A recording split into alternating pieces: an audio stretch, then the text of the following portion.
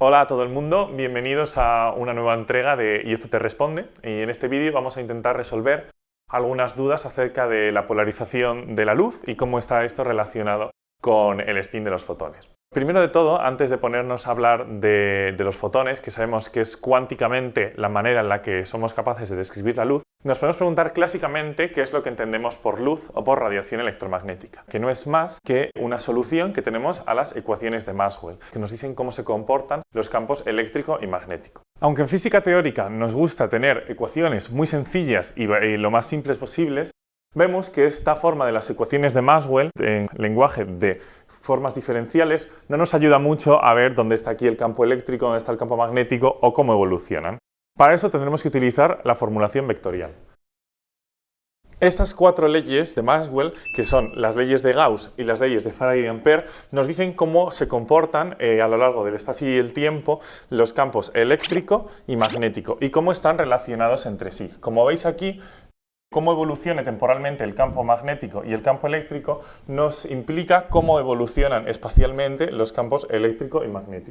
Pues bien, en el vacío, esto es cuando no tenemos cargas o materia que puedan generar nuevos campos eléctricos y magnéticos, en caso de tenerlos tendríamos que aquí aparecerían nuevos términos. Tenemos que en el vacío existen unas soluciones acopladas que entre el campo eléctrico y el magnético que evolucionan de manera simultánea y se propagan, que es lo que conocemos como radiación electromagnética. En esta solución, el campo eléctrico y el campo magnético se propagan en la misma dirección, con la misma frecuencia y perpendiculares entre sí y a la dirección de propagación. Esto es, están siempre en el mismo plano. Entonces, mientras el campo eléctrico va oscilando, por ejemplo, arriba o abajo, el campo magnético estará también en ese mismo plano, pero propagándose, pues en este caso, a izquierda y a derecha. Puesto que siempre que tengamos el campo eléctrico sabemos cómo va a evolucionar también el campo magnético, para hablar de la polarización, para otros casos no, pero en este caso nos vale, basta con estudiar el campo eléctrico. Ahora bien, el campo eléctrico no es un campo cualquiera, no es como por ejemplo la temperatura, que en un punto va a haber una única temperatura, ¿no? O sea, con saber que hace en este punto 23 grados nos vale. El campo eléctrico es un campo vectorial. Esto significa que para saber cómo está configurado vamos a necesitar como tres funciones para cada punto, que es dónde está la dirección X, cómo se comporta en la dirección Y y cómo se comporta en la dirección Z. Ahora bien, como son vectores, podemos sumarlos. Entonces, si tenemos dos campos eléctricos,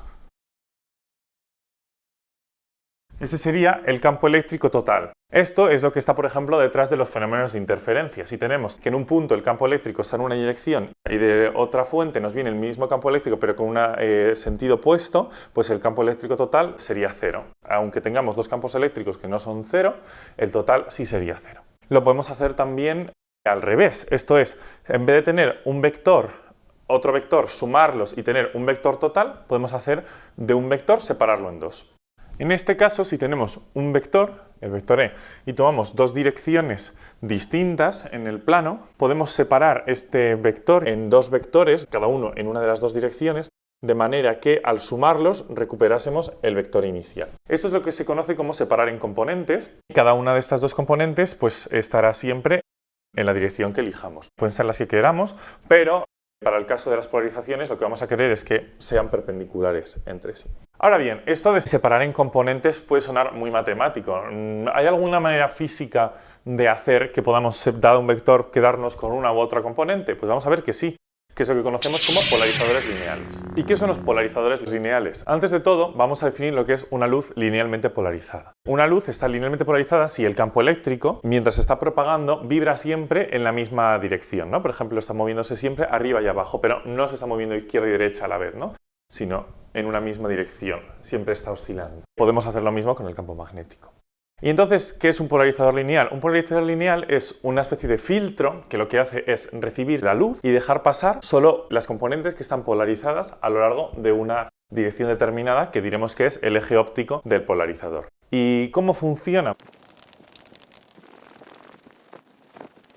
Uno de los polarizadores lineales más sencillos es el que se conoce como polarizador lineal de rejilla, que básicamente consiste en un montón de hilos metálicos muy finos, paralelos entre sí, en una especie de de malla o de red. Cuando llega la luz hasta esa rejilla, si la dirección en la que está oscilando el campo eléctrico, en este caso, es paralela a la dirección de los hilos, entonces ese campo eléctrico va a ser capaz de excitar y mover los electrones a lo largo de estos hilos tan finitos, de manera que estos hilos van a absorber o reflejar esta luz que llega y no la van a dejar pasar. Entonces la luz que llega con estas componentes no pasa. Por el contrario, si tenemos que la luz incidente está oscilando perpendicular a estos hilos, el campo eléctrico al oscilar no va a ser capaz de mover significativamente los electrones, de manera que prácticamente va a dejar pasar toda la radiación electromagnética que venga polarizada en esta dirección. Entonces vamos a tener que, al contrario de lo que podríamos pensar, ¿no?, al ver una rejilla, el eje óptico de este polarizador es perpendicular al eje en el que están orientados los hilos.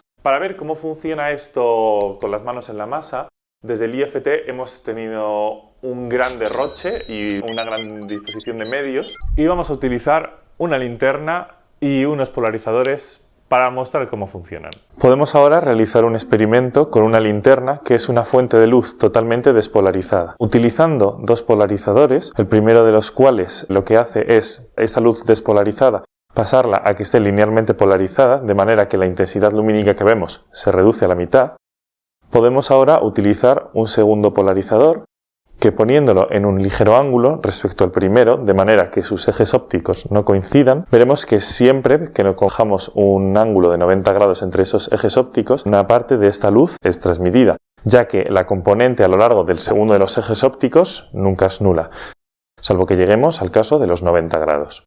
Al contrario que en el caso de la linterna, si utilizamos como fuente de luz la pantalla de una tablet o de un teléfono móvil, tendremos que, por ejemplo, en este caso, la luz que emite está totalmente polarizada de manera lineal. Si utilizamos un polarizador, vemos cómo, según su orientación, puede pasar desde que prácticamente pase toda la luz hasta que al girar los 90 grados no pase nada de esta. Ahora bien, me diréis, ok, muy bonito hasta aquí, toda la polarización y tal, pero al principio del vídeo nos habíais prometido que ibais a hablar de los fotones y del spin de estos, cómo influye la polarización, ¿no? Y diría, ok, que ahora nos ponemos con ello. Ok, primero de todo, los fotones no son más que los cuantos de este campo electromagnético. Llevan una cantidad de energía que es la conocida como constante de Planck por la frecuencia que tengan. Entonces, cuando tengamos una luz con una frecuencia más alta, por ejemplo, de infrarrojos a luz visible, rayos X, etc., cada uno de estos fotones va a tener una energía mayor. Como sonará de algún otro vídeo, las partículas elementales las podemos distinguir entre fermiones y bosones. Los fotones son bosones. Podemos poner en un sistema tantos fotones como queramos en un mismo estado cuántico, por eso podemos construir más que nada láseres. Por el teorema spin estadística, Ángel prometió que iba a hacer algún vídeo. Sabemos que los fotones, por ser bosones, van a tener spin entero. Ahora bien, spin entero puede ser 0, 1, 2... ¿Cuál es el spin que tiene un fotón? Bueno, nos podríamos poner un poco exquisitos y empezar a hablar de cosas muy abstractas como representaciones vectoriales del grupo de Lorentz, etc. Pero básicamente esto se puede comprobar experimentalmente. Si tenemos transiciones atómicas de carácter óptico, esto es en el que los electrones que están orbitando alrededor de un núcleo suben o bajan de nivel emitiendo o absorbiendo un fotón, vemos que el momento angular de esos estados, que está relacionado directamente con el spin, varía en una unidad. Y esta unidad de momento angular spin es la que se lleva el fotón que es emitido o absorbido. Entonces, de esta manera podemos concluir que el spin de un fotón es 1. ¿Lo has entendido? ¡Dale, carajo! ¡Ve por eso! Ahora bien, si consideramos este spin y lo queremos proyectar sobre una dirección determinada, como puede ser la dirección de propagación, que en este caso llamaremos z, esa proyección, ese z, está también cuantizada, ¿no? Entonces uno se esperaría, siguiendo las reglas básicas de la mecánica cuántica, que ese spin, esa proyección de spin, puede estar entre +1, -1 y 0, ¿no?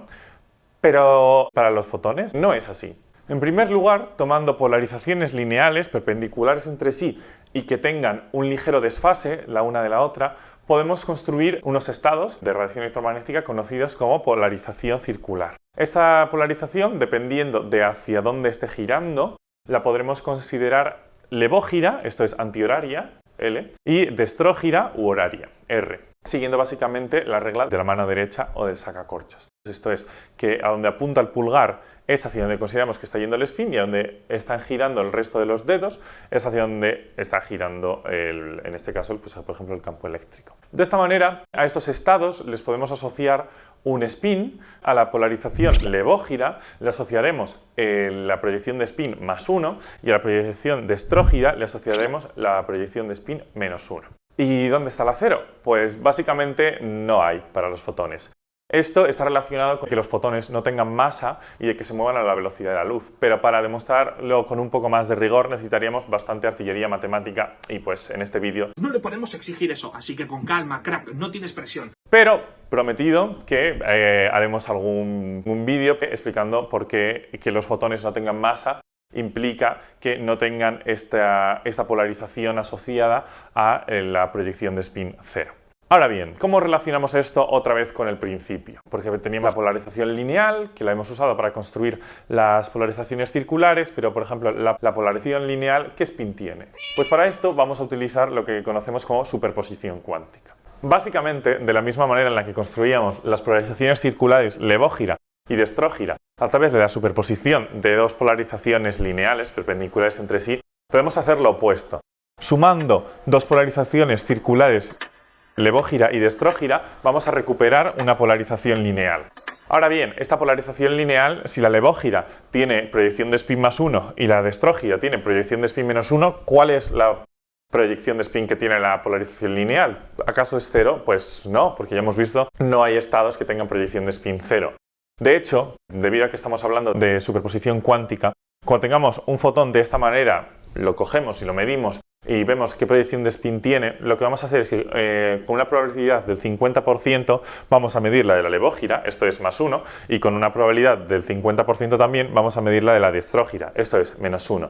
De manera que tiene una probabilidad de +1 y -1 con un 50% de casos ambos. Ahora bien, si tenemos un montón de fotones preparados en este estado y los medimos uno tras otro, vamos a tener +1, -1, -1, +1, +1, tal, de manera que la media de todos estos valores va a tender a que este spin, su media, sí que va a ser 0, pero esto no significa que el estado tenga spin 0. Simplemente que al medirlo un montón de veces, la media de ambos casos va a tender a 0. Hasta aquí el vídeo, espero que haya sido más o menos de ayuda para entender qué es la polarización de la luz y cómo está relacionada esta con el spin de sus fotones, y queda prometido, en un vídeo futuro vamos a hablar de cómo demostrar más o menos que ese tercer estado de polarización con proyección de spin 0 no existe en el caso de los fotones. Muchas gracias y hasta la próxima.